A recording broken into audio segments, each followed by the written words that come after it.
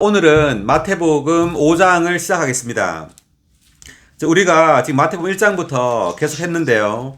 마태복음 1장에서 예수님이 태어나시죠. 태어나시는데 이 예수님이 바로 누구냐면 전능하신 하나님이시고 영존하시는 아버지라고 몇 장 몇 절에 나오죠? 구약 성경. 이사야 9장 6절에 나오죠.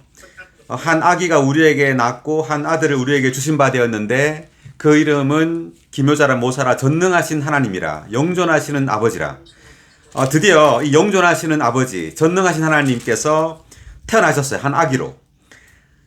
이것은 그 구약의 모든 세대를 거쳐서 드디어 하나님께서 사람으로 이 땅에 오신 겁니다.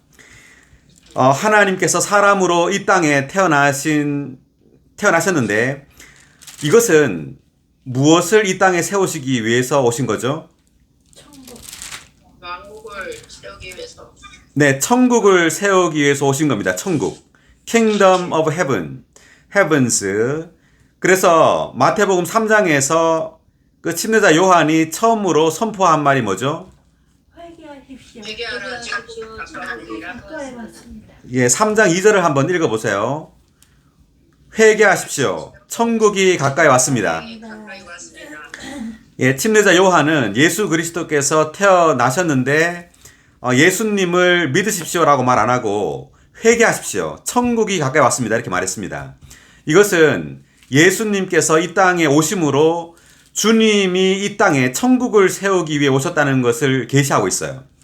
우리가 예수님을 믿을 때 우리가 바로 그 천국의 구성원이 되는 겁니다. 자, 이제 마태복음 5장, 오늘 5장에서 이 천국이 본격적으로 이제 계시됩니다. 천국이 무엇인지를 계시하고 있어요. 마태복음 5장을 보면 제가 1절부터 읽어보겠습니다. 예수님께서 무리를 보시고 산에 올라가시어 앉으시니 제자들이 그분께 나왔다. 그러자 예수님께서 입을 여시어 그들을 가르치시어 말씀하셨다. 영 안에서 가난한 사람들은 복이 있습니다. 왜냐하면 천국이 그들의 것이기 때문입니다. 여기에서 영 안에서 가난한 사람들 형광펜입니다.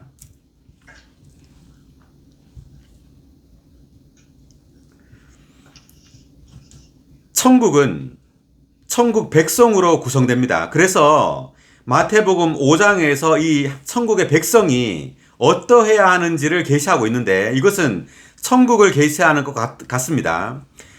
왜냐하면 천국이 천국 백성, 이 왕국의 백성으로 구성되기 때문에 이 왕국 백성의 어떠함이 곧 천국의 어떠함입니다. 그래서 우리는 이 왕국 백성의 어떠함처럼 어떠해야 해요. 그래서 그 마태복음 5장 지금 3절부터 11절까지 12절까지가 천국 백성의 왕국 백성의 본성에 대해서 우리에게 계시해 주고 있는데 그 첫 번째가 뭐냐면 영 안에서 가난한 사람들입니다. 영 안에서 가난한 사람들. 사람은 몇 부분으로 돼 있죠? 세 부분이죠. 영과 혼과 몸. 이것을 계시하는 장이 어디에 있습니까? 사람이 세 부분으로 되어 있다는 장이 몇 장 몇 절이죠? 데살로니가전서 5장 12절. 스가랴서 11장. 자, 스가랴 12장 1절은 사람의 영에 대해 말하고 있고요. 그리고 데살로니가 전서 5장 23절입니다. 데살로니가서 5장 23절. 몇 장이라고요? 5장 23절. 5장 23절. 한번 찾아서 읽어보겠습니다. 데살로니가 전서입니다. 5장 23절. 제가 읽어보겠습니다. 그리고 평안의 하나님께서 직접 여러분을 완전히 거룩하게 하셔서 여러분의 영과 혼과 몸이 온전하게 보존되어 우리 주 예수 그리스도께서 오실 때에 나무랄 데 없도록 해 주시기를 바랍니다. 여기 보면 영과 혼과 몸 돼 있죠. 그래서 성경은 영혼이라고 말을 안 합니다. 이제 헬라어 성경도 마찬가지입니다. 영혼이란 단어가 없어요. 영, 혼, 몸. 그래서 영은 영어로 spirit, 혼은 soul, 그리고 몸은 body입니다. 그래서 사람이 이렇게 영과 혼과 몸으로 되어 있다는 것을 데살로니가 전서 5장 23절에서 말해주고 있고요. 그리고 히브리서 4장 12절에서도 하나님의 말씀이 살았고 운동력이 있어. 운동력이 있어 좌우의 날선 어떤 검보다도 날카로워서 영과 혼과 영과 네. 예, 영과 혼과 및 관절과 골수를 찔러 쪼갠다 그러죠. 예, 히브리서 4장 12절에 보면 혼과 영 그리고 관절과 골수까지 찔러 쪼개고, 그래서 혼과 영이란 단어가 나옵니다. 그래서 먼저 우리가 신약에서 중요한 것이 바로 우리의 영입니다. 왜냐하면 이 영은 하나님을 접촉하고 받아들이는 기관입니다. 그렇기 때문에 우리는 여기서 영 안에서 가난하다는 것은 이제 주님은 죽고 부활하셔서 생명 주시는 영으로 우리의 어디 안으로 들어오셨습니까?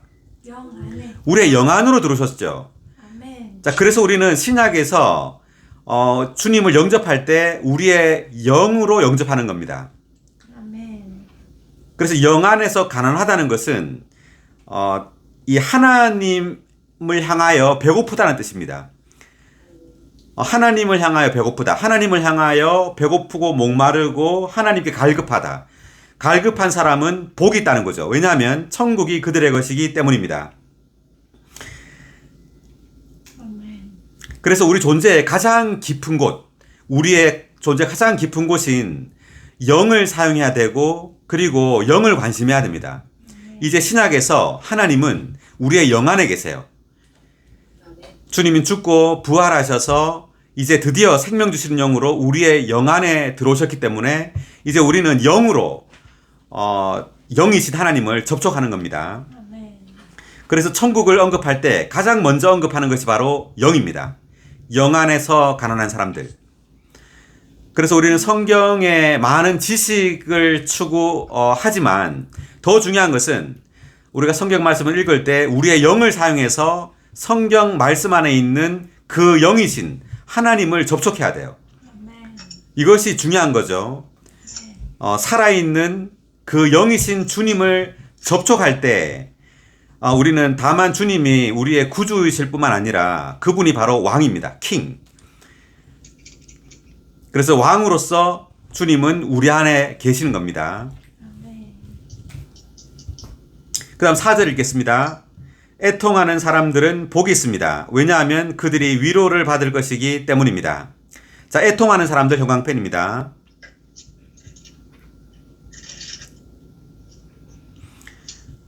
우리가 주님을 이제 그 영으로서 우리의 생명으로 영접한 이후에 우리는 이 세상의 이 부정적인 이 타락한 상황에 대해서 애통하게 된다는 거죠.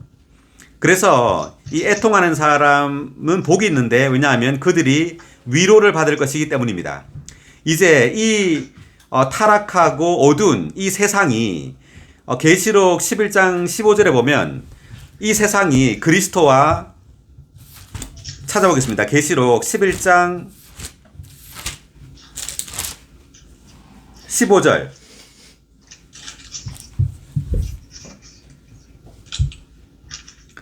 제가 읽겠습니다. 계시록 11장 15절. 일곱째 천사가 나팔을 불자 하늘에서 세상의 왕국이 우리 주님과 그분의 그리스도의 왕국이 되었으니 그분께서 영원 무궁히 왕으로서 다스릴 것입니다. 라고 말하는 큰 음성이 있었습니다. 여기서 세상의 왕국이 우리 주님과 그분의 그리스도의 왕국이 되었으니 라고 나오죠. 그래서 이 세상 왕국이 결국 주님과 그분의 그리스도의 왕국이 될 겁니다. 아멘. 이것으로 우리는 위로를 받게 됩니다. 그 다음 5절. 온유한 사람들은 복이 있습니다. 왜냐하면 그들이 땅을 상속받을 것이기 때문입니다. 온유한 사람들 형광펜입니다. 자, 온유하다는 것은 자신을 위해서 싸우지 않는 겁니다. 하나님을 위해서, 주님을 위해서, 또 왕국을 위해서 싸우는 거지 자기 자신을 위하여 싸우지 않는 거예요. 그럴 때 땅을 상속받을 것이다. 그래서 땅을 형광펜이에요. 땅. 우리가 이 땅에서 주를 위하여 싸우고 자신을 위하여 싸우지 않을 때 우리는 땅을 상속받는다고 하는데, 누가복음 19장 17절을 보면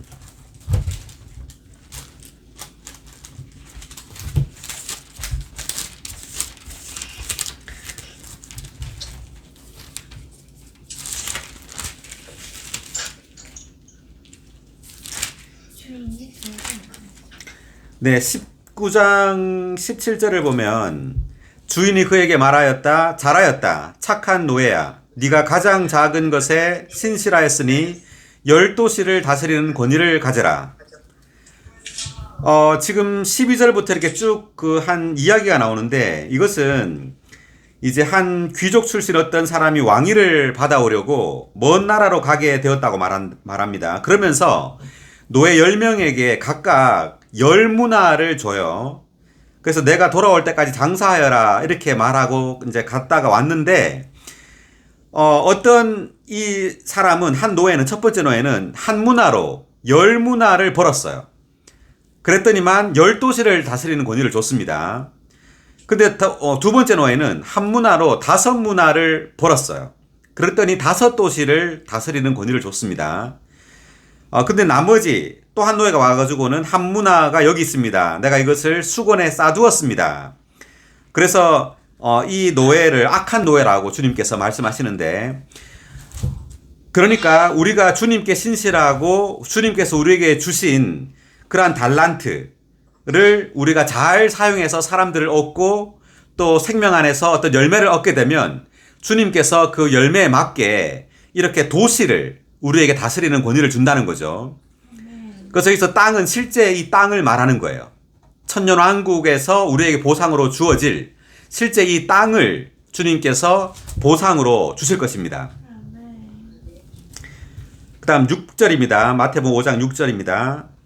의에 굶주리고 목마른 사람들은 복이 있습니다. 왜냐하면 그들이 만족할 것이기 때문입니다. 의에 굶주리고 목마른 사람들 형광펜입니다.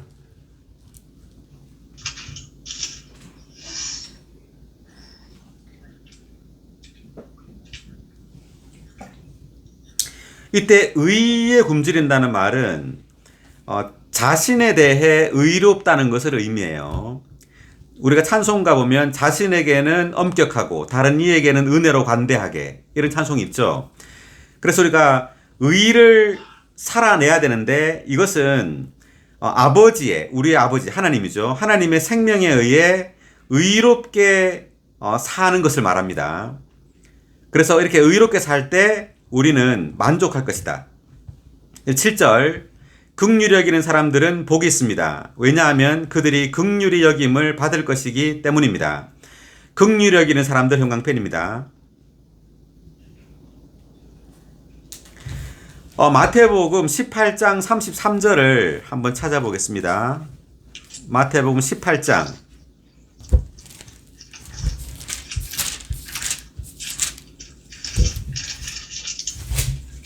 33절.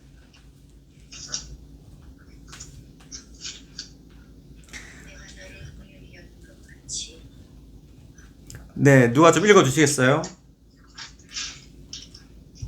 내가 너를 긍휼히 여긴 것 같이 너도 동료 너희를 긍휼히 여기는 것이 마땅하지 않느냐. 네, 주님께서 우리를 긍휼히 여긴 것처럼 우리도 동료 노예를 긍휼히 여겨야 된다고 말하죠.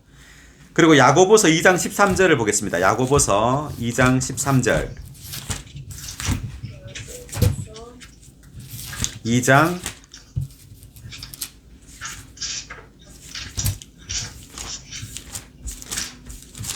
베드로전서 앞에 있습니다.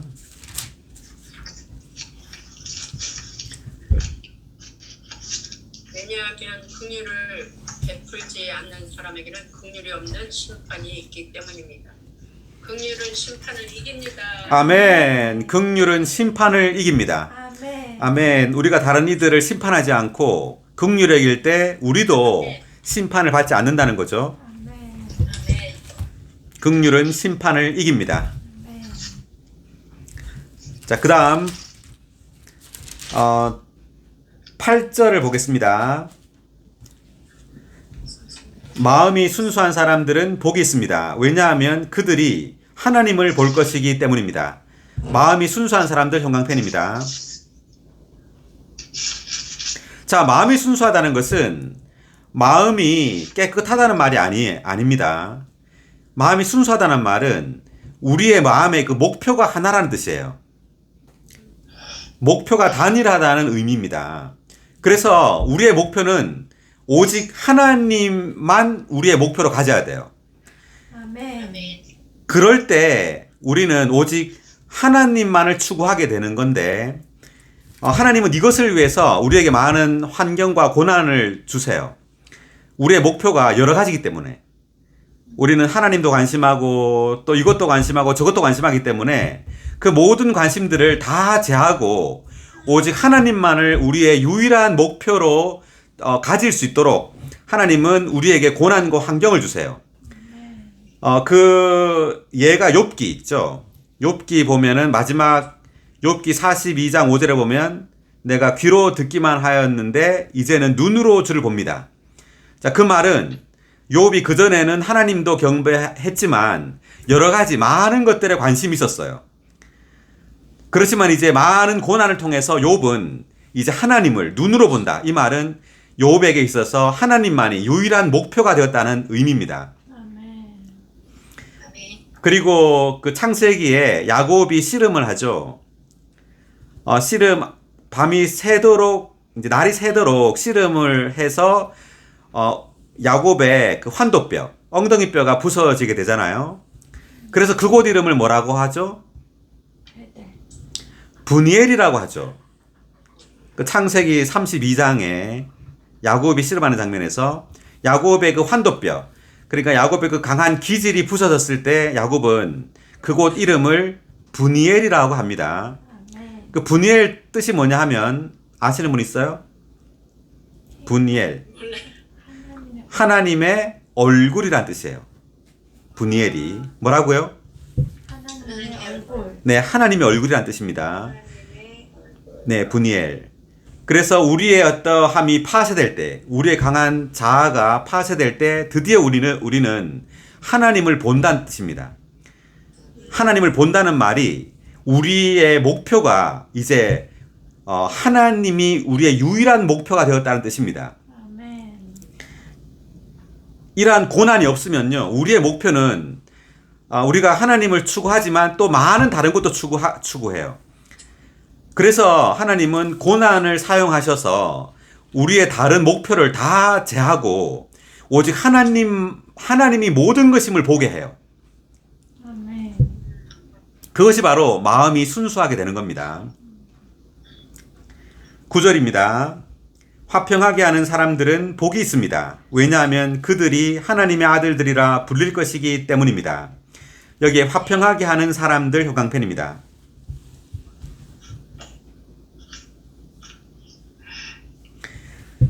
로마서 15장 33절을 펴보겠습니다. 15장 33절.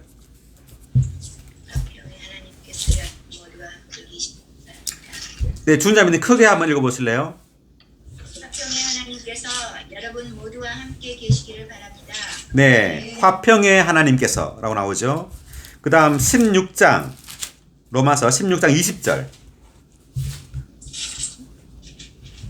읽어주세요. 내가 진실로 진실로 여러분에게 말합니다. 아니요, 로마서 16장 20절. 화평의 하나님께서 속히 사탄이 여러분의 발 아래 짓밟히게 하실 것입니다. 우리 주 예수 그리스도의 은혜가 여러분과 함께 하시기를 바랍니다. 네, 여기 보면 로마서 16장 20절을 보니까 화평의 하나님께서 나오죠. 속히 사탄을 여러분의 발 아래 짓밟히게 하실 것입니다.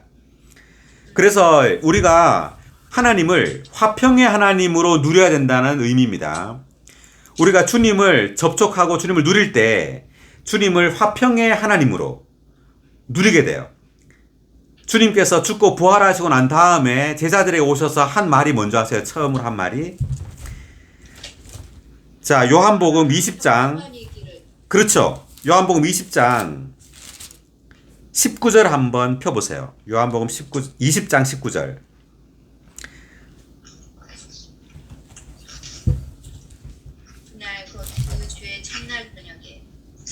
유대인들을 두려워하여 자기들이 있던 곳 대문을 다 닫고 있었는데도 예수님께서 오셔서 가운데 서시어 그들에게 말씀하셨다.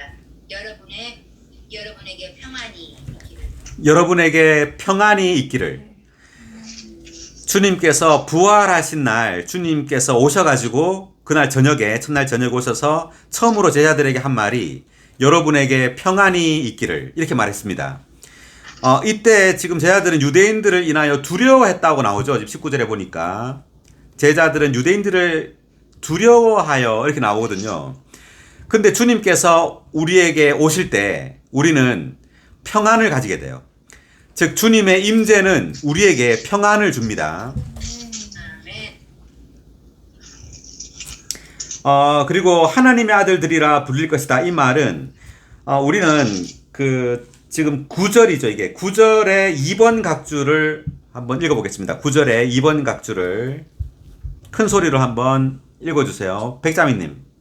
우리 아버지는 합성의 하나님으로서 합성의 본성을 지닌 합성이 넘치는 생명을 소유하고 계신다. 아멘. 그분에게서 난 우리가 화평하게 사는 사람이 되려면 그분의 신성한 생명 안에서 그분의 신성한 본성에 따라 행해야 한다.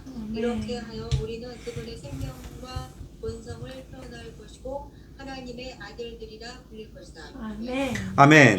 여기 보니까 화평의 하나님 형광펜 그리고 화평의 본성 형광펜 화평이 넘치는 생명 형광펜입니다. 자, 여기에 지금 마태복음 5장에 지금 나온 그 왕국 백성의 그 본성은 아버지, 즉 하나님의 그 신성한 생명과 본성에 기초한 거죠. 그 아버지의 신성한 생명과 그 본성의 표현이에요.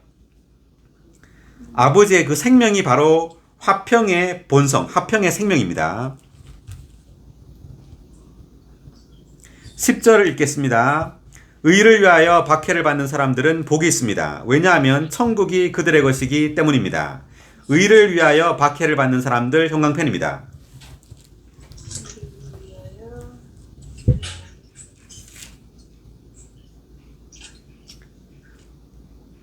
자, 이 의를 위하여 박해를 받는다. 이 의를 위하여 박해를 받는 사람들은 특징이 뭐냐면 여기서는요. 세상을 사랑하지 않는 거예요. 왜냐하면 지금 10절의 1번 각주를 한번 읽어보겠습니다. 제니퍼 자매님.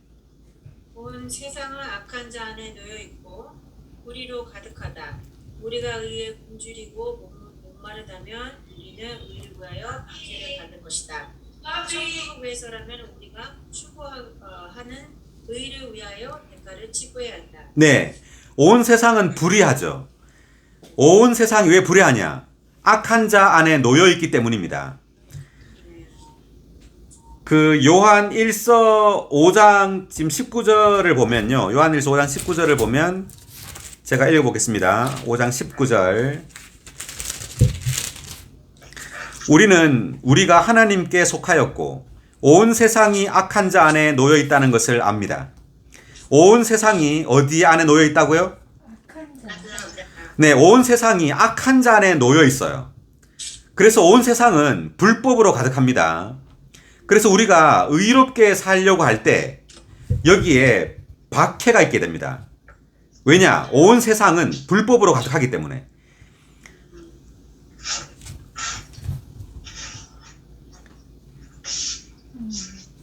자, 그래서 의를 위하여 박해를 받는 사람들은 복이 있습니다. 왜냐하면 천국이 그들의 것이기 때문입니다. 이 말은 천국이 그들의 것이라는 말은 의를 위하여 우리가 의롭게 산다는 말은 그리스도를 사는 거예요.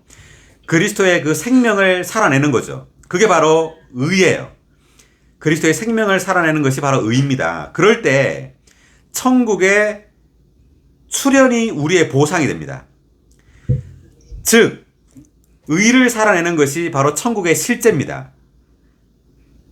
천국의 실제를 살 때 우리는 천국의 나타남 안으로 들어간다는 말입니다. 이게 11절 읽겠습니다. 사람들이 나 때문에 여러분을 비난하고 박해하고 거짓말로 여러분을 반대하여 온갖 악한 말을 할 때 여러분은 복이 있습니다. 자, 나 때문에 형광펜입니다. 나 때문에. 자, 이때 나는 그리스도입니다. 예수님. 자, 예수님 때문에 우리가 그 비난을 받고 박해를 받고 또 온갖 악한 말을 받는다는 것은 적극적으로 그리스도를 전파하고 그리스도를 확대할 때 사람들은 우리를 비난한다는 뜻입니다. 자, 10절에 의를 위하여 박해를 받는 것은 내가 다만 그리스도를 살고 내가 의롭게 살려고 하는 거지만 11절은 더 적극적으로 그리스도를 복음으로 사람들에게 전파하고 그리스도를 그 사람들에게 소개하고 또 목양하고 이러한 적극적인 일을 할 때 우리는 비난과 박해와 그리고 온갖 악한 말을 듣게 된다는 거죠. 그럴 때 어떻게 되느냐 하면 복이 있다고 합니다. 12절 기뻐하고 크게 즐거워하십시오. 왜냐하면 하늘에서 여러분의 보상이 크기 때문입니다. 여러분 이전에 있었던 신원자들도 이같이 박해를 받았습니다. 자, 그래서 지금 마태복음 5장 그 3절부터 지금 12절까지 여기에 왕국 백성의 본성 9가지가 나오게 됩니다. 자, 9가지를 다시 한번 볼게요. 3절에 보면 영 안에서 가난한 사람들 첫 번째죠. 그 다음 4절에 애통하는 사람들, 5절에 온유한 사람들, 6절에 의에 굶주리고 목마른 사람들, 7절에 긍휼히 여기는 사람들, 그리고 8절에 마음이 순수한 사람들, 9절에 화평하게 하는 사람들, 10절에 의를 위하여 박해를 받는 사람들, 11절에 사람들이 나 때문에 여러분을 비난하고 박해하고 거짓말로 여러분을 반대하여 온갖 악한 말을 할 때 여러분은 복이 있습니다. 그래서 이게 9가지입니다. 9가지 복이에요. 9가지 복이고 9가지 종류의 사람들이죠. 그러니까 9가지의 특징을 우리가 다 소유해야 돼요. 왜냐하면 이 사람들이 바로 왕국 백성이기 때문입니다. 이 백성만이 왕국의 천국의 백성이 돼요. 그래서 우리는 이 9가지 특징을 다 가지고 있어야 됩니다. 그러면 이 9가지 특징을 어떻게 가질 수 있느냐 하면 이것은 하나님의 신성한 생명과 본성만이 이러한 본성을 가질 수 있어요. 아멘. 그래서 우리는 하나님의 생명을 누려야 됩니다. 아멘. 그래서 제일 중요한 것이 바로 5장 3절에 있는 영 안에서 가난한 것이 가장 중요합니다. 아멘. 우리는 영을 사용해야 돼요. 왜? 이제 주님은 죽고 부활하셔서 생명 주시는 영으로 우리의 영 안에 들어와 계시기 때문입니다. 아멘. 이제 주님은 영이세요. 우리 안에 내주하고 계십니다. 아멘.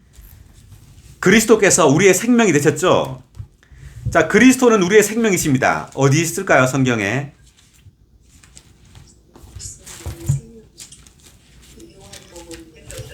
그리스도는 우리의 생명이십니다. 자, 골로새서입니다. 골로새서 3장 4절. 제일 먼저 찾으시는 분께서 읽어주세요. 골로새서 3장 4절. 그리스도는 우리의 생명입니다. 그분께서 나타나실 때 그때 여러분도 그분과 함께 영광 가운데 나타날 것입니다. 자, 다 같이 읽을까요? 그리스도는 우리의 생명이십니다. 그분께서 나타나실 그때 여러분도 그분과 함께 영광 가운데 나타날 것입니다. 아멘. 요한복음에서는 예수님께서 내가 곧 길이요 진리요 생명이다 이렇게 말씀하셨습니다. 요한복음에서는 그분이 생명이 있었어요. 근데 지금 골로새서에서는 그분이 우리의 생명이 되셨어요. 그죠? 그리스도는 우리의 생명이십니다. 이렇게 돼 있죠. 그래서 그분께서 나타나실 때 그분만 나타나는 것이 아니에요. 여러분도 그분과 함께 영광 가운데 나타날 것입니다. 네, 왜냐하면 그리스도의 생명이 이제 우리의 생명이 되었기 때문에 주님이 나타날 때 주님이 우리 안에서 나타나시기 때문에 그래요.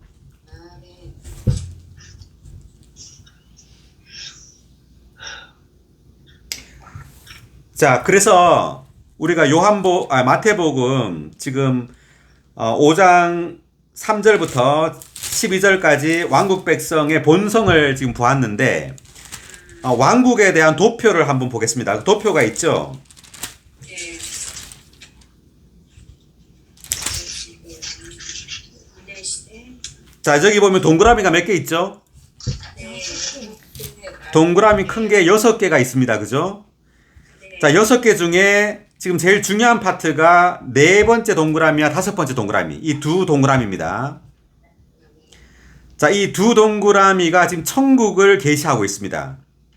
자, 첫 번째 동그라미부터 볼게요. 첫 번째 동그라미, 지금 회복력 보고 계시죠? 첫 번째 동그라미 보니까 창세 전이라고 돼 있죠?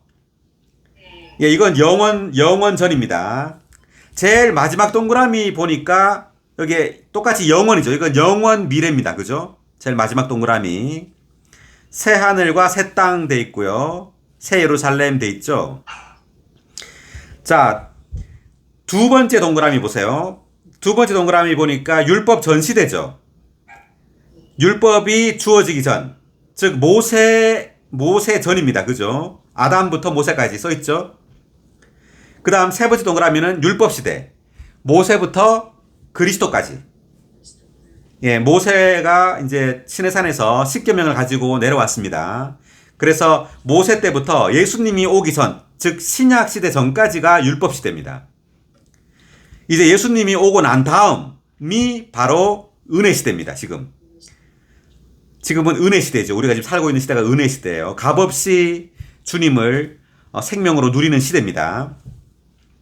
그리고 그 다음 시대가 뭐죠? 은혜 시대 다음이 예, 왕국 시대입니다. 이것은 주님께서 두 번째 오심부터 1000년 동안의 왕국 시대가 있게 됩니다. 왕국의 나타남이죠, 이제. 1000년 동안. 그 다음 마지막이 이제 영원, 마지막 동그라미가 영원, 새 예루살렘으로 최종 완결되는 결론이죠. 자, 네 번째 동그라미 보세요. 네 번째 동그라미, 은혜 시대.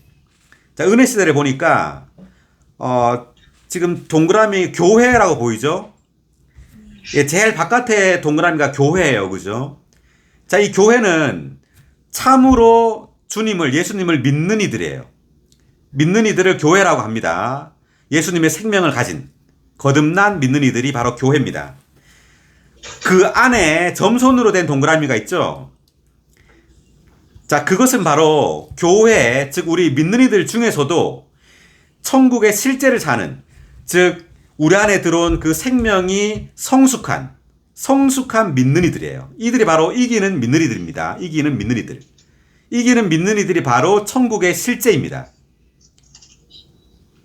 자, 이 천국의 실제, 이기는 믿는 이들이 오른쪽 동그라미의 윗부분, 지금 점선으로 반이 갈려져 있죠. 왕국시대 보니까.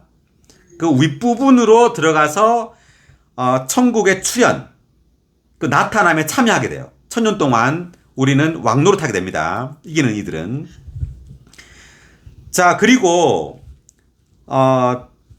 그 교회 진한 동그라미 그 밑에 점선으로 된 동그라미 아래쪽에 점선이 있죠. 천국의 외형 이렇게 돼 있죠. 예, 천국의 외형 기독교계에 써 있는데 이것은 교회를 외적으로는 다니지만 실질적으로는 주님을 믿지 않는 참 그리스도인이 아닌 사람들을 의미합니다. 예수님을 마음으로 영접하지 않았어요. 예, 교회를 다니다 말다 하든지 다니든지 하지만 이들은 참으로 주님을 영접한 이들이 아니에요. 그런 사람들을 천국의 외형이라고 합니다. 우리 나중에 마태복음 13장에 자세하게 나오게 됩니다. 그리고 마지막 그 점선, 제일 아래쪽에 있는 것이 바로 세상. 예, 예수를 믿지 않는 이들.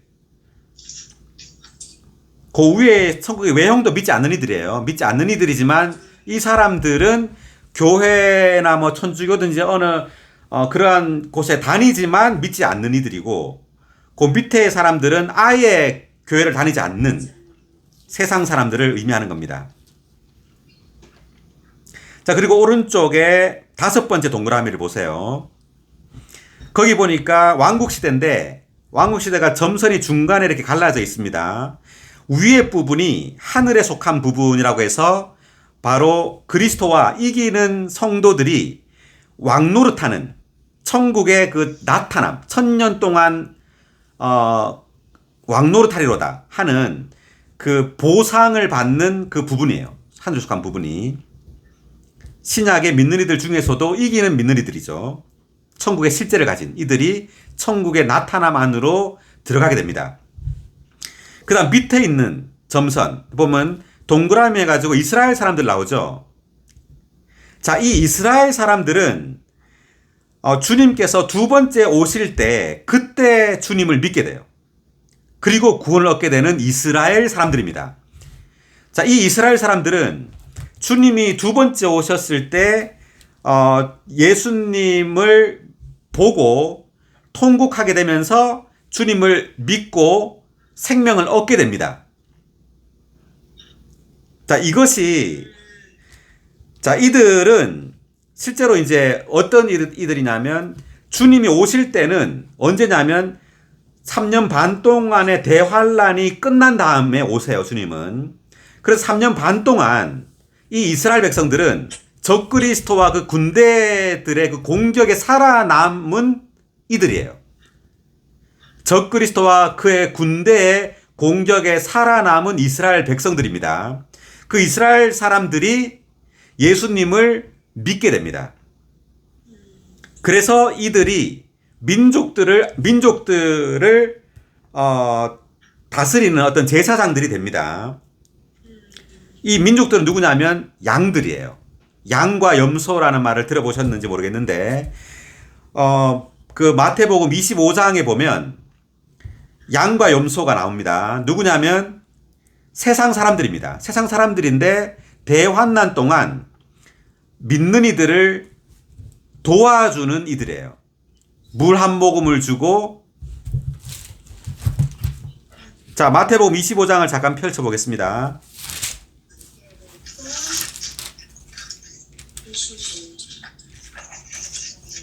예, 마태복음 25장 32절입니다. 자, 잠깐만요. 마태복음 25장 32절부터 34절까지 32절부터 34절까지를 누가 읽으실 때 큰 소리로 읽어주셔야 돼요. 큰 소리로.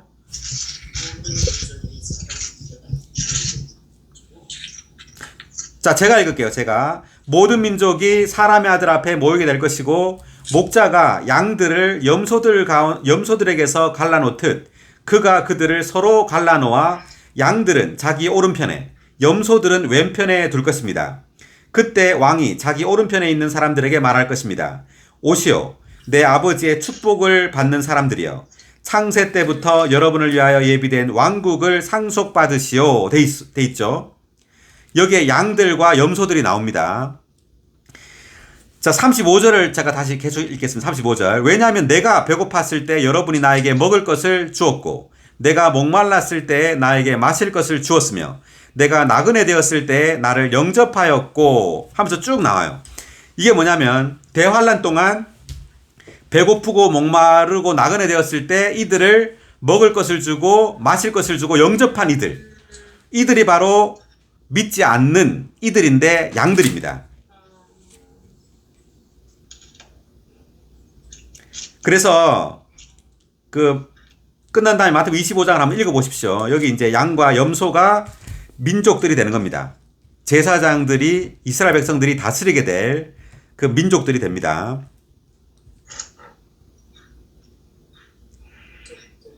열국 백성들. 네네. 자, 그래서 결국 이 이스라엘 백성들 지금 다시 돌아와서 다섯 번째 동그라미에 있는 왕국 시대의 그 아랫부분, 땅에 속한 부분에 있는 이 이스라엘 사람들이 1000년 동안 이 양들을, 민족들을 다스리게 되고 제사장으로서 이제 그렇게 되고 1000년이 지나면 이들도 새 예루살렘의 구성원이 돼요. 이스라엘 백성들도.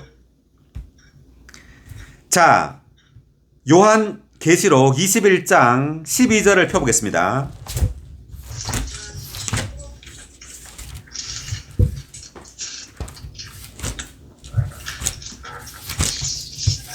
새 예루살렘에 대해서 말하는 장입니다. 요한계시록 21장 12절. 그 성에는 크고 높은 성벽이 있었고 12문이 있었습니다. 그 문들에는 12산사가 있었으며 이스라엘 자손 12지파의 이름이 새겨져 있었습니다. 네, 여기 성에 12문이 있는데 그 문에 마지막 보니까 이스라엘 자손 12지파의 이름이 새겨져 있죠. 문에 새 예루살렘의 12문에 이스라엘 자손 12지파의 이름이 새겨져 있습니다. 여기 각주를 보니까 12절에 4번 각주 제일 끝부분을 제가 보면 읽어보겠습니다. 제일 끝부분을. 여기에서 이스라엘을 언급하는 것은 또한 새 예루살렘이 구약에 구속받은 모든 성도들을 포함하고 있다는 것을 가리킨다 되어 있습니다. 자, 이 12문에 이스라엘 자손 12지파 이름이 새겨져 있다는 것은 새 예루살렘이 구약의 성도들도 포함한다는 거예요. 근데 구약의 성도들은 예수님이 오기 전에 다 죽었는데 어떻게 구약의 성도들이 포함되느냐? 이것은 예수님이 비록 이스라엘 백성 그 구약 시대가 지난 다음에 오시고 죽고 부활했지만 그분의 죽음으로 인한 구속과 그 부활로 인한 그 효능은 영원해요. 영원하다는 말은 시간의 제약을 받지 않는다. 즉 과거든 미래든 상관없어요. 그 효능은 영원에 미친다 이거죠. 과거 시간이든 현재 시간이든 미래 시간이든. 그래서 이스라엘 백성들이 진정으로 마음으로 하나님을 믿어서 제사를 지내고 죄를 지으면 그 양을 바치고 이렇게 했잖아요. 그것은 그들에게 믿음이 있었다는 것을 의미한다는 거죠. 예, 비록 그리스도는 그 이후에 오셨지만 그리스도의 그 피의 구속은 거슬러서 구약의 성도들에게도 영향을 미친다는 거예요. 그래서 구약의 성도들도 지금 새 예루살렘의 구성원이 된다는 의미입니다.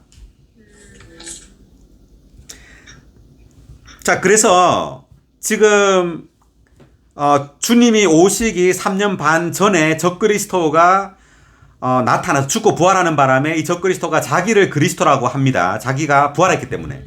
그래서 사람들이 이 적그리스도에게 경배하게 됩니다. 그럴 때 많은 박해가 일어나고 유대인들이 상당수가 유대인 3분의 2가 죽임을 당하게 됩니다.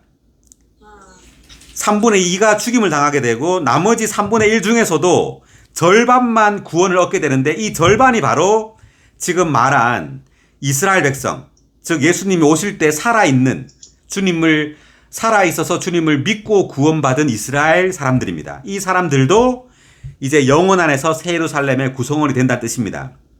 이것이 어디에 나와 있느냐? 스가랴서 12장 10절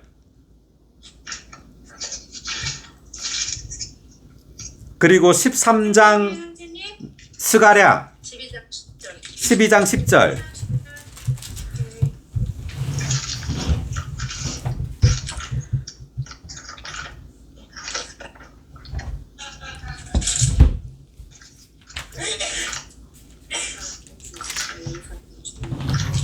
자, 스가랴 12장 10절을 10절에 보면은 내가 다윗 집과 예루살렘 주민 위에 은혜와 강구의 영을 부어주겠다. 그들은 나를 곧 그들이 찔렀던 이를 바라보며 그를 두고 통곡하기를 외아들을 위하여 통곡하듯 하며 그를 두고 슬피 울기를 맏아들을 위하여 슬피 울듯 할 것이다 돼 있는데 거기에 10절에 1번 각주를 제가 쭉 읽어봤어요. 보고 제일 끝부분 1번 각주의 제일 끝부분을 제가 한번 읽어보겠습니다. 제일 끝부분 그러나부터 그러나 적그리스도와 그의 군대의 공격을 받고도 살아남은 이들 곧 예루살렘 주민의 절반은 이미 하나님 아닌 다른 모든 것에 대해 입맛을 잃고 회개하였을 것이므로 3일 하나님을 자신들의 누림으로 받아들일 수 있도록 그들 위에 은혜의 영께서 부어지실 것이다. 아멘. 지금 이것이 끝나면 꼭 이 각주를 천천히 읽어보셔야 돼요. 그리고 13장의 각주도 있는데요. 자, 다시 12장, 스가랴서 12장 10절에 4번 각주도 읽어보겠습니다. 4번 각주. 10절에 4번 각주. 어떤 전쟁 끝에 그리스도께서 땅으로 오실 것이고 이스라엘의 남은 이들은 자기들이 찢었던 그분을 바라보고 네. 하며 그리스도를 믿고 받아들일 것이다. 이렇게 하여 온 이스라엘이 구원받게 될 것이며 이것은 하나님께서 이스라엘 집에 베푸시는 구원이 될 것이다. 아멘. 네.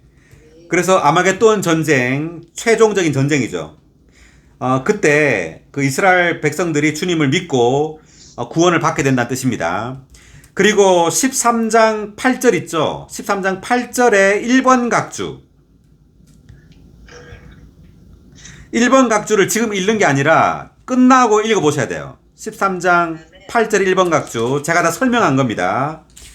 그리고 14장 스가랴서 14장 2절에 1번 각주.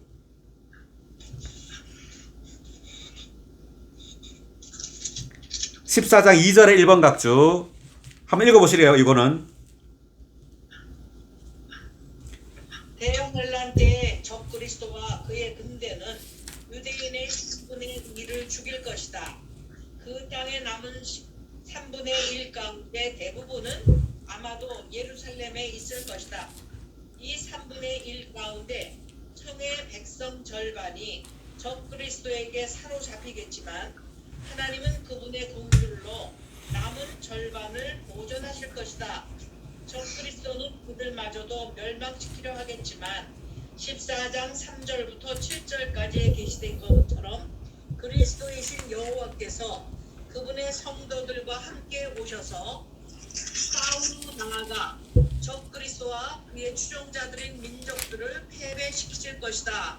결국 이것이 이스라엘 집의 구원을 가져올 것이다. 네, 여기까지요. 자, 지금 한 번 읽어서는 잘 모를 겁니다. 그래서 좀 여러 번 보시고요. 그리고 지금 제가 이 지금 하는 것을 유튜브에 올리거든요. 이것을 두세 번 보셔야 돼요. 두세 번. 자, 그리고 다시 돌아오겠습니다. 다시 책으로 돌아와서 마태복음으로요. 지금 도표 설명을 다 했습니다. 도표 설명을 다 했고요. 돌아오셔서 마태복음 5장 13절입니다. 자, 잠깐만요. 마태복음 5장 13절부터는 다음 주에 하겠습니다. 지금 보니까 시간이 다 됐어요. 다 됐고 너무 힘든 것 같아서 다음 주에 하고